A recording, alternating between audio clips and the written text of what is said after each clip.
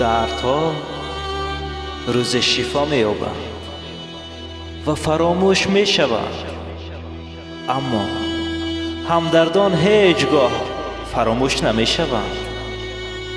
تا پایی روان داری صد شکر خدا گوی، تا نیمه نان داری صد شکر خدا گوی.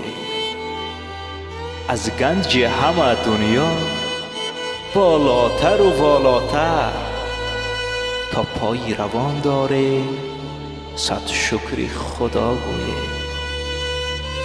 در حقیقت انسانیت در وقتی سالم بودن بسیارتر فکر میکند که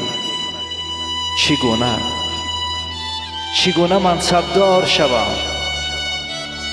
باره هم فکر نمیکنیم منصب ما این دستگیرا، پایی روان، عقلی رسا، گوش شنوا، زبان گویا، تنجیب و آرامی، همه این خود ثروتی بی‌بهاست.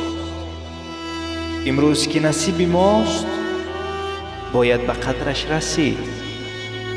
خدا را بین که عالم آفریده است، زی خاک سرد آدم آفریده است. برای سنجش هر بنده خود هزاران شادی و غم آفریده است. در حقیقت دردمند را درد دیده دوست. سخنی درد و بی درد مگو، آبی چشمی تری ما سرد مگو.